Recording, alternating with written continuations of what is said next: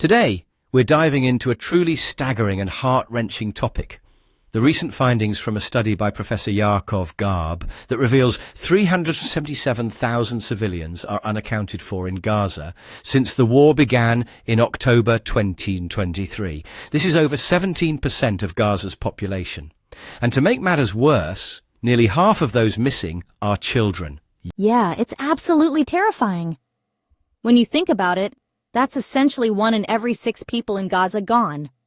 And that's not a case of people fleeing, it's a case of mass deaths, starvation, and disappearance under brutal conditions.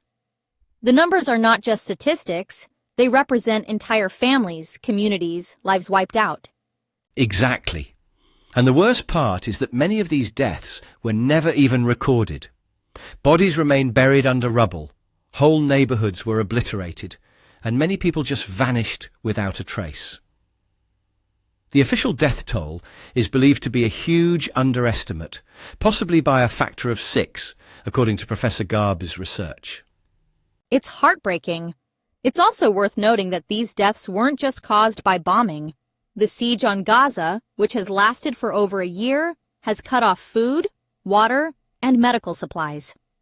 The lack of basic necessities has led to preventable diseases and malnutrition, which have killed so many more civilians, especially children. Right, and the situation isn't just about death tolls. It's about the total erasure of communities. Whole areas have been wiped off the map. Families trapped under rubble without anyone left to record their deaths or even search for them.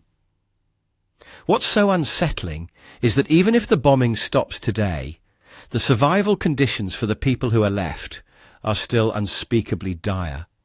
It makes you wonder, how many of the 377,000 missing are buried in those ruins, unknown? How many just died because there was no way to get food, water, or medicine? Some might have been displaced, sure, but as the reports suggest, most are presumed dead. What happened to them is a tragedy beyond comprehension. And to top it off, there's been international outcry calling this genocide. Some have compared what's happening in Gaza to a deliberate campaign of extermination, not just a byproduct of war. With 17% of the population gone, we have to seriously question, how much longer can the international community ignore what's happening here? It's honestly hard to believe. Imagine the scale of this.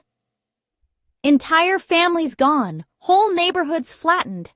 And with the humanitarian efforts like the Gaza Humanitarian Foundation being weaponized for control, the situation is getting even worse.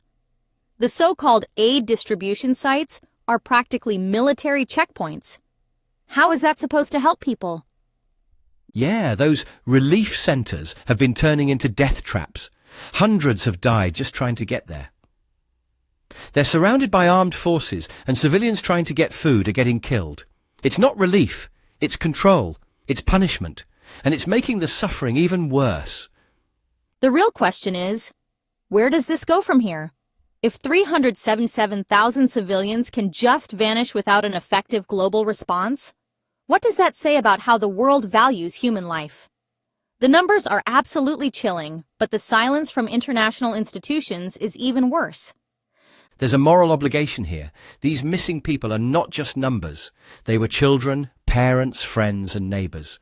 The world needs to act, to investigate, and to ensure accountability. We owe it to the victims and their families to seek justice. At the very least, we can give them the dignity of truth. Absolutely. And as Professor Garb's report asks, where did 377,000 Palestinians go? That question isn't just for history, it's for us now. We need an answer, and we need action before another soul is lost. The numbers alone should haunt us. But what's really terrifying is that there may still be many more lives at risk. This isn't over. It's an ongoing catastrophe, and the world has a responsibility to do something about it. Right. The clock is ticking, and history will judge us harshly if we stand by in silence. Let's hope we can still make a difference. Thanks for joining us today. Let's keep these questions alive. Let's keep pushing for justice.